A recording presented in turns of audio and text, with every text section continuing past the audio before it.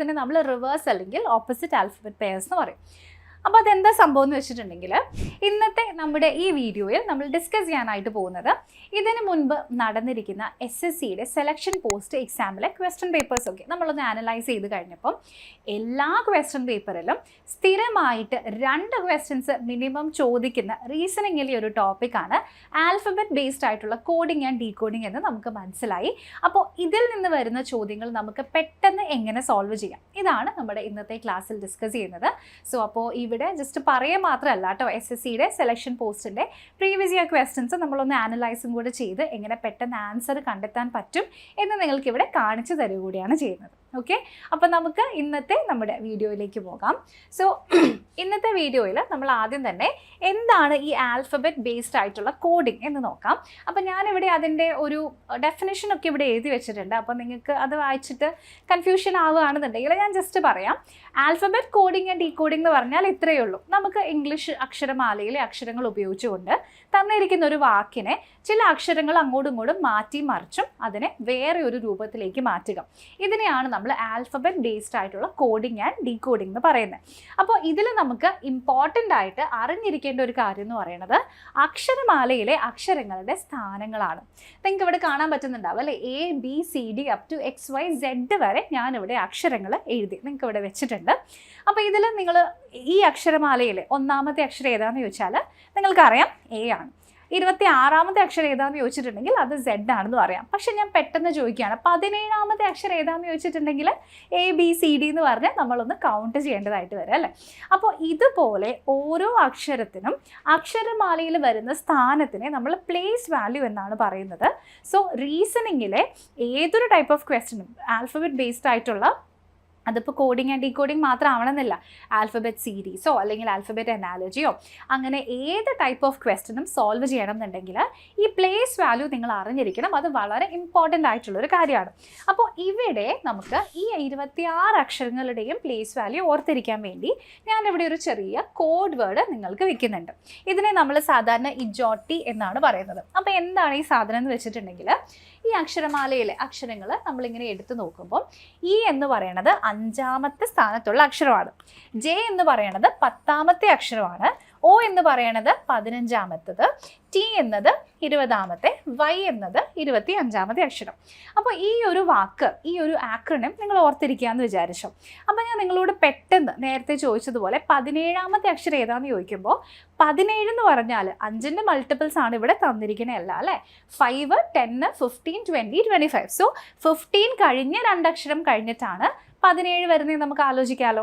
So ഇവിടെ 17ാമത്തെ കണ്ടുപിടിക്കാൻ വേണ്ടി 15ാമത്തെ 3ാമത്തത് വരുന്നത് O ആണെങ്കിൽ O കഴിഞ്ഞ് വരുന്ന 2ാമത്തെ അക്ഷരം, O കഴിഞ്ഞാൽ പിന്നെ P, അത് കഴിഞ്ഞ് Q. സോ Q ആണ് 17ാമത്തെ അക്ഷരം എന്ന് നമുക്ക് പെട്ടെന്ന് ഓർത്തിരിക്കാൻ പറ്റും. ഓക്കെ, അപ്പോൾ അതിന് വേണ്ടിയിട്ടാണ് നമ്മൾ ഈ ഒരു ആക്രോണിം യൂസ് ചെയ്യുന്നത്. ഇനി ഇത് നിങ്ങൾ ഇങ്ങനെ തന്നെ ബൈ ഹാർട്ട് പഠിക്കണം എന്ന് നിർബന്ധമൊന്നുമില്ല. നിങ്ങൾ കാണുന്ന എവിടെയെങ്കിലും ഈ നേരത്തെ ഞാൻ കാണിച്ച ആ ഒരു ടേബിളില്ലേ, നിങ്ങൾക്ക് കാണാൻ പറ്റുന്ന എവിടെയെങ്കിലും ജസ്റ്റ് അതൊന്ന് സ്റ്റിക്ക് ചെയ്ത് വെക്കുക. ഓട്ടോമാറ്റിക്കലി നിങ്ങളുടെ മനസ്സിൽ അത് പതിയും. അതല്ലെങ്കിൽ ധാരാളം ക്വസ്റ്റ്യൻസ് നിങ്ങൾ സോൾവ് ചെയ്ത് കഴിയുമ്പം അത് പ്രാക്ടീസിലൂടെയും നിങ്ങൾക്കത് പെട്ടെന്ന് റീകോൾ ചെയ്യാനായിട്ട് പറ്റും. ഓക്കെ, അപ്പോൾ ഇവിടെ ഏറ്റവും ഇമ്പോർട്ടൻ്റ് ആയിട്ടുള്ളൊരു കാര്യം ഈ അക്ഷരമാലയിലെ 26 അക്ഷരങ്ങളെയും നിങ്ങൾ ഓർത്തിരിക്കണം.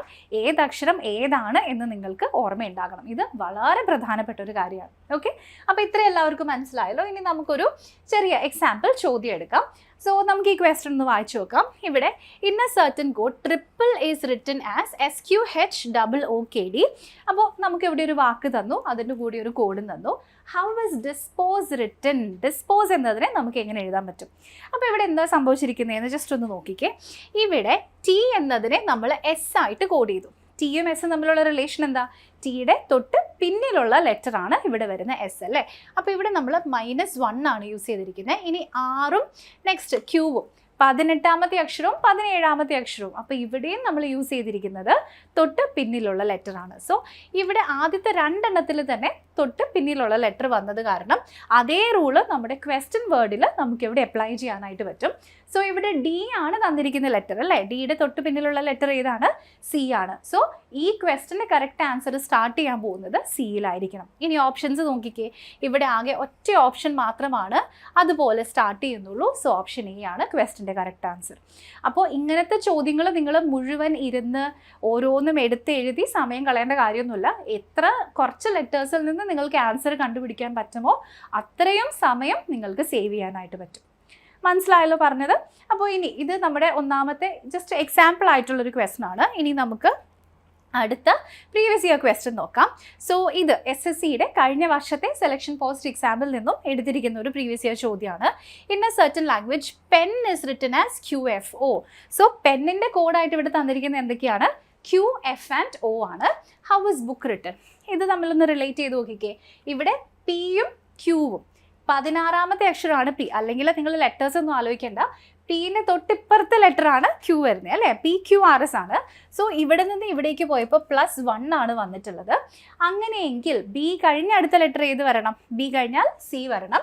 ഇവിടെ 2 ഓപ്ഷൻസിൽ സി വെച്ചിട്ട് സ്റ്റാർട്ട് ചെയ്യുന്നുണ്ട്. അപ്പോൾ മറ്റത് രണ്ടും നമുക്ക് എലിമിനേറ്റ് ചെയ്യാം. ഇനി ഇയും എഫും, ഇ കഴിഞ്ഞാൽ വീണ്ടും തൊട്ടടുത്ത ലെറ്ററാണ് ഇവിടെ എഫ് വരുന്നത് അല്ലേ. അപ്പോൾ O കഴിഞ്ഞാൽ വരുന്ന ലെറ്റർ ഏതാണ്, O കഴിഞ്ഞിട്ടുണ്ടെങ്കിൽ ഇവിടെ പി വരണം. സോ ദ ഓപ്ഷൻ എ ആണ് ക്വസ്റ്റിൻ്റെ കറക്റ്റ് ആൻസർ. ഓക്കെ, അപ്പോൾ ഇങ്ങനെ നിങ്ങൾ സോൾവ് ചെയ്തിട്ടുണ്ടെങ്കിൽ നിങ്ങൾക്ക് പെട്ടെന്ന് തന്നെ ആൻസർ കണ്ടെത്താൻ പറ്റും. ഓക്കെ, ഇനി നമുക്ക് അതുപോലെ തന്നെ വരുന്ന മറ്റൊരു പ്രീവിയസ് ഇയർ ക്വസ്റ്റ്യൻ, അതേ ക്വസ്റ്റ്യൻ പേപ്പറിൽ തന്നെ വേറൊരു ചോദ്യമാണ് കേട്ടോ, നോക്കിക്കോ. ഇവിടെ mango is coded as 13, 1, 14, 7, 15. How is speech coded? So mango എന്നതിൻ്റെ കോഡ് തന്നിട്ടുണ്ട്. സോ നേരത്തെ ക്വസ്റ്റ്യനിൽ നമ്മൾ ആൽഫബറ്റ് കൊണ്ട് തന്നെ റിലേറ്റ് ചെയ്തു അല്ലേ, അതായത് ഒരു വാക്ക് തന്നു, അതിൻ്റെ കോഡും മറ്റൊരു വാക്കാണ്. എന്നാൽ ഇവിടെ അങ്ങനെയല്ല, ഒരു വാക്കിന് കുറേ നമ്പേഴ്സാണ് കോഡായിട്ട് തന്നിട്ടുണ്ടാവുക. എങ്ങനെയാണ് ഒരു വാക്കിനെ അല്ലെങ്കിൽ കുറേ അക്ഷരങ്ങളെ നമ്പറുമായിട്ട് നമുക്ക് റിലേറ്റ് ചെയ്യാൻ പറ്റുക? ഇംഗ്ലീഷ് ലെറ്റേഴ്സിനെ നമ്പേഴ്സുമായിട്ട് റിലേറ്റ് ചെയ്തിട്ടുണ്ടെങ്കിൽ അവിടെ യൂസ് ചെയ്യാൻ പോകുന്നത് നമ്മൾ നേരത്തെ യൂസ് ചെയ്തിട്ടുണ്ടായിരുന്ന അതേപോലെ തന്നെ വരുന്ന പ്ലേസ് വാല്യൂവിൻ്റെ ലോജിക്കാണ്. അപ്പോൾ നിങ്ങളൊന്ന് ആലോചിച്ച് നോക്കിക്കേ, MANGO നേരത്തെ നമ്മൾ പഠിച്ചപ്പോൾ ഈ ജോട്ടിയിൽ O യൂസ് ചെയ്തിട്ടുണ്ടായിരുന്നു അല്ലേ, ആ Oയുടെ പ്ലേസ് വാല്യൂ എത്രയായിരുന്നു, 15 ആണ്. സോ ഡയറക്റ്റ്ലി ഇവിടെ നമുക്ക് തന്നിരിക്കുന്നത് അതേ ലെറ്റേഴ്സിൻ്റെ പ്ലേസ് വാല്യൂസ് ഡയറക്റ്റ് യൂസ് ചെയ്തിരിക്കുന്നതാണ്. അങ്ങനെയെങ്കിൽ പിയുടെ പ്ലേസ് വാല്യൂ എത്രയായിരിക്കും? പി എന്ന് പറയുന്നത് എനിക്കറിയാം ഓൾറെഡി 16ാമത്തെ ലെറ്റർ ആണെന്ന്, പക്ഷെ നിങ്ങൾ പഠിച്ച് തുടങ്ങുന്ന സമയത്ത് അത് നിങ്ങൾക്ക് എങ്ങനെ റീകോൾ ചെയ്യാൻ പറ്റും? MNOP, O 15 ആണെങ്കിൽ O കഴിഞ്ഞ് അടുത്ത ലെറ്റർ ഇവിടെ വരുന്നത് 16 ആണ് അല്ലേ. സോ 16 ആയിരിക്കണം ഈ ക്വസ്റ്റ്യൻ സ്റ്റാർട്ട് ചെയ്യേണ്ടത്. അപ്പോൾ ഇവിടെ 16 വരാത്ത ഓപ്ഷൻ ഒരെണ്ണം ഉണ്ട്, അതിനെ എലിമിനേറ്റ് ചെയ്യാം. ഇനി അതുപോലെ തന്നെ ഈ ജോട്ടിയിൽ ഏതായിരുന്നു, 5 ആയിരുന്നു. 16 കഴിഞ്ഞ് 5 വരുന്ന 2 ഓപ്ഷൻസ് ഉണ്ട്. നെക്സ്റ്റ് A ആണ്, A ഒന്നാമത്തെ ലെറ്റർ ആണ്. സോ ഇതും വരില്ല. സോ ഓപ്ഷൻ A ആണ് ചോദ്യത്തിൻ്റെ ശരി ഉത്തരം. സോ വളരെ സിമ്പിളായിട്ട് ഈ ഒരു കോൺസെപ്റ്റ് ഉപയോഗിച്ചുകൊണ്ട് നമുക്ക് ക്വസ്റ്റ്യൻ്റെ ആൻസർ ഇവിടെ കണ്ടെത്താനായിട്ട് പറ്റും. ഓക്കെ, അപ്പോൾ ഇതെല്ലാവർക്കും മനസ്സിലായല്ലോ. ഇത്രയേ ഉള്ളൂ കാര്യം. ജസ്റ്റ് പ്രാക്ടീസ് ചെയ്തിട്ടുണ്ടെങ്കിൽ കൂടുതൽ ചോദ്യങ്ങൾ നമുക്ക് ഇത്രയും കൂടി എളുപ്പത്തിൽ സോൾവ് ചെയ്യാൻ പറ്റും. ഇനി നമുക്ക് വീണ്ടും അടുത്ത ഒരു പ്രീവിയസ് ഇയർ ചോദ്യം സെലക്ഷൻ പോസ്റ്റിൻ്റെ 2025 ക്വസ്റ്റ്യൻ പേപ്പറിൽ നിന്നും എടുത്തിരിക്കുന്നതാണ്. In a certain code gold is written as DLOG. How is silver written? അപ്പോൾ ഇവിടെ ഈ ക്വസ്റ്റ്യനിൽ ഒരു ഡിഫറൻസ് ഉണ്ട്. എന്താ നിങ്ങൾക്ക് മനസ്സിലായിട്ടുണ്ടോ നോക്കിക്കേ. ഇവിടെ നമുക്ക് തന്നിരിക്കുന്ന വാക്ക് GOLD ആണ്. ആൻഡ് നമുക്ക് തന്നിരിക്കുന്ന കോഡ് DLO ആൻഡ് G. നമ്മൾ ആദ്യം കണ്ട ക്വസ്റ്റ്യനിൽ ഒരു വാക്കിനെ മറ്റു ലെറ്റേഴ്സ് വെച്ചിട്ട് കോഡ് ചെയ്യുന്നത് കണ്ടു. പിന്നെ നമ്മൾ ഒരു വാക്കിനെ ചില നമ്പേഴ്സ് വെച്ചിട്ട് കോഡ് ചെയ്യുന്നത് കണ്ടു. ഇവിടെയും ഈ വാക്കിനെ മറ്റു ലെറ്റേഴ്സ് വെച്ചാണ് കോഡ് ചെയ്തിരിക്കുന്നത്. പക്ഷേ ഇവിടെ ഒരു ചെറിയ വ്യത്യാസമുണ്ട്. എന്താണ് ആ വ്യത്യാസം നിങ്ങൾക്ക് കാണാൻ പറ്റുന്നുണ്ടോ? ഇതിനു മുമ്പ് നമ്മൾ നോക്കിയ ക്വസ്റ്റ്യൻസിലൊക്കെ നമ്മൾ യൂസ് ചെയ്തിരിക്കുന്നത് വേറെ വേറെ ലെറ്റേഴ്സ് ആയിരുന്നു. എന്നാൽ ഇവിടെ ഈ വാക്കിലെ തന്നെ ലെറ്റേഴ്സിനെയാണ് നമ്മൾ ഇവിടേക്ക് അറേഞ്ച് ചെയ്തിരിക്കുന്നത് അല്ലേ.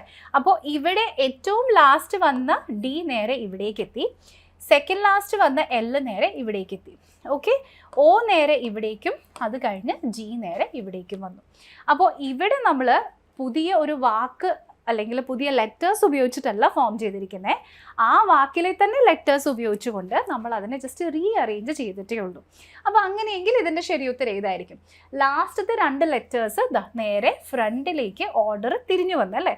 അപ്പോൾ ഇതിൻ്റെ കറക്റ്റ് ആൻസർ എന്താ വേണ്ടത്? സിൽവർ ആണ്. സോ ഈ R ആണ് അവസാനിക്കുന്നത്. അത് ഇവിടേക്ക് വന്നു കഴിയുമ്പോൾ എന്താവണം, R ഫസ്റ്റും E സെക്കൻഡും വരണം. സോ R ആൻഡ് Eയിൽ വരുന്ന ഓപ്ഷൻ ഏതെങ്കിലും ഉണ്ടോ നോക്കിയാൽ മതി. സോ ഇവിടെ R ആൻഡ് Eയിൽ സ്റ്റാർട്ട് ചെയ്യുന്നില്ല, ഇവിടെയും ഇല്ല, ഇവിടെയും ഇല്ല, അതാ ഇവിടെ REയിൽ സ്റ്റാർട്ട് ചെയ്യുന്നു. സോ ഓപ്ഷൻ D ആണ് ക്വസ്റ്റ്യൻ്റെ കറക്റ്റ് ആൻസർ. ഓക്കെ, അപ്പോൾ അത്ര സിമ്പിളാണ്. നമുക്ക് ചോദ്യങ്ങൾ വളരെ ഈസി ആയിട്ട് തന്നെ ഈ ഒരു മെത്തേഡിൽ സോൾവ് ചെയ്തെടുക്കാൻ പറ്റും. ഓക്കെ, ഇനി നമ്മൾ അടുത്തതായിട്ട് ഡിസ്കസ് ചെയ്യുന്നത് ഇതേ കോൺസെപ്റ്റിൽ തന്നെ വരുന്ന ഒരു മറ്റ് സബ് ടോപ്പിക്കാണ്. ഇതിനെ നമ്മൾ റിവേഴ്സ് അല്ലെങ്കിൽ ഓപ്പോസിറ്റ് ആൽഫബറ്റ് പെയർസ് എന്ന് പറയും. അപ്പോൾ അതെന്താ സംഭവം എന്ന് വെച്ചിട്ടുണ്ടെങ്കിൽ, നിങ്ങൾ ABCD ലെറ്റേഴ്സ് നമ്മൾ സാധാരണ എങ്ങനെ എഴുതുക, നമ്മളിതാ ഇങ്ങനെ എഴുതുക അല്ലേ, ABCD up to XY and Z വരെ നമ്മളിങ്ങനെ എഴുതും. എന്നാൽ ഇതിനെ തിരിച്ച് ഇപ്പുറത്തെ സൈഡിലേക്കും എഴുതിയിട്ടുണ്ടെങ്കിൽ ഇവിടെ എന്താ കാണാൻ പറ്റുക, ഇവിടെ നമുക്ക് A വരും, ഇവിടെ നമുക്ക് B വരും, ഇവിടെ നമുക്ക് C വരും. അപ്പോൾ ഇതേപോലെ നമുക്ക് ഇവിടേക്ക് ZYXW ഇങ്ങനെ വരും അല്ലേ. അപ്പോൾ ഇതേപോലെ ഒന്ന് നമ്മൾ അങ്ങോട്ടും തിരിച്ച് ഇങ്ങോട്ടും എഴുതുമ്പോൾ ഒരേ പൊസിഷനിൽ, അതായത് കറസ്പോണ്ടിങ് പൊസിഷൻസിൽ വരുന്ന ലെറ്റേഴ്സിനെ നമ്മൾ പറയുന്ന പേരാണ് റിവേഴ്സ് പെയർസ് അല്ലെങ്കിൽ റിവേഴ്സ് ആൽഫബറ്റ് പെയർസ് എന്ന് പറയുന്നത്. ഓക്കെ, നമ്മൾ ചിലപ്പം ഓപ്പോസിറ്റ് ആൽഫബറ്റ്സ് എന്നും പറയാറുണ്ട്. അപ്പോൾ ഇവിടെ നമുക്ക് ഇമ്പോർട്ടൻ്റ് ആയിട്ടുള്ള 2 കാര്യങ്ങൾ ശ്രദ്ധിക്കാനുണ്ട്. സോ അപ്പോൾ അതിനുവേണ്ടി ഞാനിവിടെ ഒരു ടേബിൾ തന്നിട്ടുണ്ട്. ഇത് നിങ്ങൾ നോക്കിയാൽ മനസ്സിലാക്കാൻ പറ്റും. A എന്ന് പറയുന്നത് ഒന്നാമത്തെ ലെറ്റർ, അതിൻ്റെ ഓപ്പോസിറ്റ് വരുന്നത് Z ആണ്, 26ാമത്തെ ലെറ്റർ. ഇനി Bയുടേത് 2 ആണ്, Yയുടേത് 25 ആണ്. ഇനി ഈ ലെറ്റേഴ്സൊക്കെ നിങ്ങൾ നോക്കിക്കേ, ഞാനിവിടെ ജസ്റ്റ് ഒരു ടേബിളായിട്ട് വെച്ചു. ഓരോന്നിൻ്റെയും ഓപ്പോസിറ്റ് ആൽഫബറ്റ് പെയർ ഇവിടെ തന്നിട്ടുണ്ട്. ഇവിടെ Aയും Zഉം 1ഉം 26ഉം ഇത് രണ്ടും കൂടെ ആഡ് ചെയ്താൽ നമുക്ക് കിട്ടുന്ന സം എത്രയാണ്, 27 ആണ്. ഇനി Bയും Yയും, സോ ഇവിടേക്ക് 2ഉം 25ഉം ഇത് രണ്ടും ആഡ് ചെയ്താൽ കിട്ടുന്ന സം എത്രയാണ്, അതും 27 ആണ്. സോ ഇങ്ങനെ നമുക്ക് കിട്ടുന്ന ആൽഫബറ്റ്സിൻ്റെ റിവേഴ്സ് പെയർസിനെ നിങ്ങൾ നോക്കിയാൽ അവയുടെ പ്ലേസ് വാല്യൂവിൻ്റെ സം എപ്പോഴും 27 ആയിരിക്കും. അപ്പോൾ നിങ്ങളുടെ ഒരു ചോദ്യത്തിൽ ഇപ്പോൾ നിങ്ങളോട് പെട്ടെന്ന് Eയുടെ റിവേഴ്സ് പെയർ ഏതാണെന്ന് ചോദിക്കുകയാണെങ്കിൽ നിങ്ങൾ ABCDE ഇവിടെ എടുത്ത് പിന്നെ XYZ ഇപ്പുറത്തെ കയ്യിലെടുക്കേണ്ട കാര്യമുണ്ടോ? ഇല്ല. Eയുടെ പ്ലേസ് വാല്യൂ എത്രയാണ്, 5 ആണ് വരുന്നത് അല്ലേ. സോ നമുക്കറിയാം എപ്പോഴും റിവേഴ്സ് പെയർസിൻ്റെ സം എന്ന് പറയുന്നത് 27 ആയിരിക്കും. സോ ഈ 27ൽ നിന്നും 5 സബ്ട്രാക്ട് ചെയ്താൽ നമുക്കിവിടെ 22 കിട്ടും. 22ാമത്തെ അക്ഷരം ഏതാണെന്ന് നിങ്ങൾക്ക് അറിയാമല്ലോ. എങ്ങനെയാണ് കണ്ടുപിടിക്കുക? 20 എന്ന് പറഞ്ഞാൽ T ആണ്, T കഴിഞ്ഞ് UV, രണ്ടാമത്തെ അക്ഷരം, അപ്പോൾ V ആണ് വരുന്നത്. സോ ഇവിടെ V ആണ് Eയുടെ റിവേഴ്സ് പെയർ ആയിട്ട് വരുന്നത്. കറക്റ്റ് അല്ലേ നോക്കിക്കേ. ഇവിടെ നമ്മൾ E എടുത്തിട്ടുണ്ട്, Eയുടെ റിവേഴ്സ് പെയർ ആയിട്ട് ഇവിടെ V വന്നിട്ടുണ്ട്. ക്ലിയർ? അപ്പോൾ ഈ ഒരു കോൺസെപ്റ്റും കൂടെ നിങ്ങൾ ജസ്റ്റ് ഒന്ന് ഓർത്തിരിക്കണം. ചിലപ്പോൾ ഇത് ബേസ്ഡ് ആയിട്ടും ചോദ്യങ്ങൾ വരാറുണ്ട്. ഓക്കെ, അപ്പോൾ അത് വെച്ചിട്ടുള്ള ഒരു എക്സാമ്പിൾ ചോദ്യം ഇവിടെ എടുത്തിട്ടുണ്ട്. In a certain code clock is written as XOLXP, how will lotus be written in that code? അപ്പോൾ ഇവിടെ എന്താ ചോദിച്ചിരിക്കുന്നത്, ക്ലോക്കിൻ്റെ കോഡ് നമുക്കിവിടെ തന്നിട്ടുണ്ട്, അത് ഉപയോഗിച്ചിട്ട് ലോട്ടസിൻ്റെ കോഡ് കണ്ടുപിടിക്കണം. ഇത് വളരെ സിമ്പിളാണ്. ഇത് ഞാൻ ഓൾറെഡി റിവേഴ്സ് പെയറിൻ്റെ എക്സാമ്പിളായിട്ട് പറയുമ്പോൾ നിങ്ങൾക്ക് പെട്ടെന്ന് മനസ്സിലാക്കാൻ പറ്റും. ഇവിടെ സിയുടെ റിവേഴ്സ് പെയർ ആണ് X വരുന്നത് അല്ലേ. എല്ലിൻ്റെ റിവേഴ്സ് പെയർ ഇവിടെ ഏതാണ്, O ആണ്. സോ ലോട്ടസ് LO ആണ് വരുന്നത്. അതേ LO തന്നെ നമുക്ക് ഇവിടെ യൂസ് ചെയ്യാനായിട്ട് പറ്റും അല്ലേ. അപ്പോൾ ക്വസ്റ്റ്യൻ്റെ കറക്റ്റ് ആൻസർ ചെയ്താൽ നോക്കിക്കേ, O ആൻഡ് L സ്റ്റാർട്ട് ചെയ്യുന്നതായിരിക്കണം. ഇത് L ആൻഡ് O ആണ്, ഇത് O ആൻഡ് G ആണ്, ഇതും OL ആണ്, ഇതും OL ആണ്. സോ LO കഴിഞ്ഞാൽ പിന്നെ T U and S. So ടിയുടെ പ്ലേസ് വാല്യൂ എത്രയാണ്, 20ാമത്തെ അക്ഷരമാണ്. ഈ ജോട്ടി ആലോചിച്ചിട്ടുണ്ടെങ്കിൽ 20 ആണ് ടിയുടെ പ്ലേസ് വാല്യൂ. അപ്പോൾ ഇതിൻ്റെ റിവേഴ്സ് പെയർ എങ്ങനെ കണ്ടുപിടിക്കും, 27ൽ നിന്ന് 20 സബ്ട്രാക്ട് ചെയ്ത് കഴിഞ്ഞാൽ നമുക്ക് 7 കിട്ടും. 7ാമത്തെ അക്ഷരം G ആണ് അല്ലേ. സോ G വരുന്നതായിരിക്കണം ക്വസ്റ്റ്യൻ്റെ കറക്റ്റ് ആൻസർ. രണ്ടിലും ഇവിടെ G ആണ്. അപ്പോൾ യുവും എസ്സും കൂടി എടുക്കുക. വീണ്ടും യുടെ പ്ലേസ് വാല്യൂ 21, 27ൽ നിന്ന് 21 പോയാൽ 6 വരും. സോ F ആണ് വരുന്നത്. സോ ഓപ്ഷൻ A ആണ് ക്വസ്റ്റ്യൻ്റെ കറക്റ്റ് ആൻസർ ആയിട്ട് വരുന്നത്. ഓക്കെ, അപ്പോൾ ഇങ്ങനെയാണ് നമ്മൾ റിവേഴ്സ് പെയർ ഉപയോഗിച്ചിട്ടുള്ള ചോദ്യങ്ങൾക്ക് ആൻസേഴ്സ് കണ്ടുപിടിക്കുക. ഇതും വളരെ സിമ്പിൾ ആയിട്ടുള്ളൊരു ലോജിക്ക് തന്നെയാണ്. ഓക്കെ, അപ്പോൾ ഇനി അടുത്തതായിട്ട് സെലക്ഷൻ പോസ്റ്റിലെ മറ്റൊരു പ്രീവിയസ് ഇയർ ക്വസ്റ്റ്യൻ ഞാനിവിടെ എടുത്തിട്ടുണ്ട്. If gold is coded as home, അപ്പോൾ നേരത്തെ നമ്മൾ ഗോൾഡിന് വേറൊരു വേർഡായിരുന്നു എടുത്തത്, ഇവിടെ ഹോം എന്നാണ് തന്നിട്ടുള്ളതെങ്കിൽ സോങ് എന്നതിൻ്റെ റിവേഴ്സ് പെയർ സോങ് എന്നതിൻ്റെ കോഡ് എന്തായിരിക്കും? ഓക്കെ, അപ്പോൾ ഈ ക്വസ്റ്റ്യൻ പ്രീവിയസ് ഇയർ ക്വസ്റ്റ്യൻ ആണ്. അപ്പോൾ ഇത് നിങ്ങളൊരു ഹോംവർക്ക് ക്വസ്റ്റ്യൻ ആയിട്ട് എല്ലാവരും ഒന്ന് ട്രൈ ചെയ്യാം. ഓക്കെ, വളരെ സിമ്പിളാണ്. ഇപ്പം ഞാൻ പഠിപ്പിച്ചതുപോലെ തന്നെ നിങ്ങളൊന്ന് സോൾവ് ചെയ്ത് നോക്കുക. എന്നിട്ട് നിങ്ങൾക്ക് കിട്ടുന്ന ആൻസർ നമ്മുടെ വീഡിയോയുടെ താഴെ ജസ്റ്റ് ഒരു കോമെൻ്റ് ആയിട്ട് ഒന്ന് ഡ്രോപ്പ് ചെയ്യും. ഓക്കെ, മറക്കരുത് ഈ ഒരു കാര്യം. അപ്പോൾ ഇതുപോലെ തന്നെ വരുന്ന ഒരുപാട് ടോപ്പിക്കുകൾ റീസണിങ്ങിലും മാത്സിലും ജനറൽ അവയർനെസ്സിലും ഇംഗ്ലീഷിലും ഒക്കെ വരുന്നുണ്ട്. അപ്പോൾ ഇനി ഒരുപാട് സെൻട്രൽ ഗവൺമെൻറ് എക്സാംസും നോട്ടിഫിക്കേഷൻസും വരാൻ പോവുകയാണ്. അപ്പോൾ ഇതുപോലെ SSCയുടെ എക്സാംസിനും RRBയുടെ എക്സാംസിനും ബാങ്കിങ്ങിൻ്റെ എക്സാംസിനൊക്കെ നിങ്ങൾക്ക് പ്രിപ്പയർ ചെയ്യുന്നതിന് വേണ്ടിയിട്ടുള്ള എല്ലാ കോഴ്സുകളും എൻട്രി ആപ്പിൽ അവൈലബിൾ ആണ്. നിങ്ങൾക്ക് സ്ക്രീനിൽ കാണുന്ന ഈ ഒരു നമ്പറിൽ നമ്മളെ കോൺടാക്ട് ചെയ്യാം. ഓക്കെ, അപ്പോൾ ഇതുപോലെയുള്ള ഇങ്ങനത്തെ വീഡിയോസ് വീണ്ടും കാണുന്നതിനായിട്ട് ചാനൽ ഫോളോ ചെയ്യുക.